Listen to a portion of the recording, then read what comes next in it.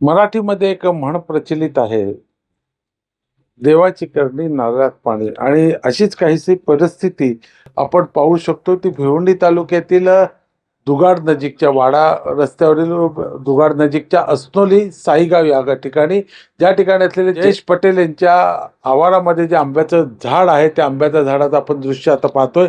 या आंब्याच्या झाडालाच एक सीताफळ त्या ठिकाणी लागलेले आपण पाहू शकता की ज्या पद्धतीनं हे झाड आहे त्या झाडालाच आंब्याच्या झाडाला सीताफळ लागलेले एक एक अद्भुत असा चमत्कार आपण त्याला म्हणू शकतो की. आणि त्या गोष्टीची माहिती पडल्यानंतर आसपासच्या पंचक्रोशीतील असंख्य ग्रामस्थ या ठिकाणी हे झाड पाहण्यासाठी, या झाडाला लागलेलं फळ पाहण्यासाठी बऱ्याच जणांनी गर्दी केलेली आहे. 5 दिवसांपासून हे फळ या झाडावर दिसतंय.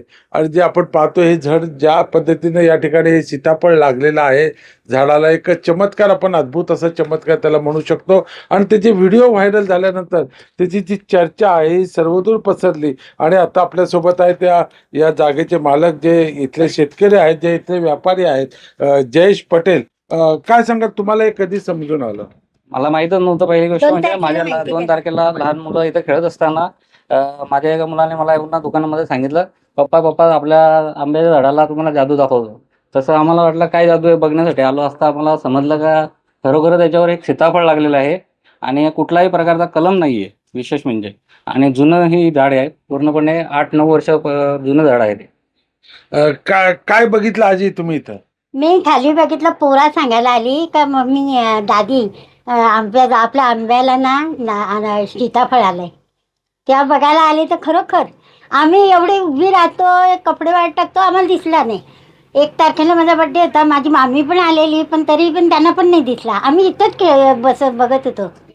पण आम्हाला 2 तारखेला संध्याकाळी माहिती दिलं. लहान पोरांना समज.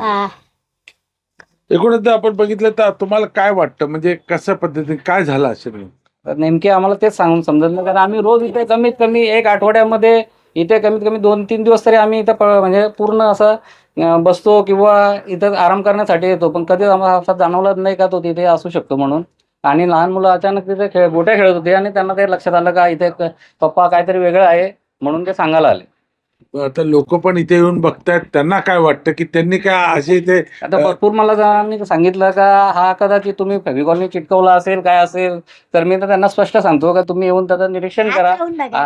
हात लावल्यामुळे तो काय झाला, ऑलरेडी काळा सारखा थोडासा पडलाय, पण तो काय आम्ही कुठल्याही प्रकारचा त्याच्यामध्ये हे केलेलं नाही. आणि आम्हाला त्याचा इथे येण्यात टाईम पण नाही आहे का. खरोखर आपला दुकान चालतो, त्या दुकानामध्येच आम्ही असतो. हे तर देवाची करणी म्हणायला लागेल एक प्रकारे. एकूणच जर आपण पाहिलं की ज्या पद्धतीनं या जो काही आंब्याच्या झाडाला सीताफळाचं फळ आलेलं आहे, जे लहान मुलं इथं खेळत असतात त्यांच्या लक्षात आलं. आणि त्यांच्यानंतर ही बातमी या इथले त्यांचे मालक आहेत, आपले पप्पा आहेत, त्यांच्यापर्यंत जयेश पटेल यांच्यापर्यंत पोहोचले. आणि त्यानंतर ही सर्वदूर पसरत गेली. संपूर्ण पंचक्रोशीत सध्या याच जो हा व्हिडिओ जो व्हायरल झाला आहे त्याचीच चर्चा सध्या सुरू आहे की आंब्याच्या झाडाला सीताफळ कसं आलं. भिवंडीहून संजय भोई, TV9 मराठी.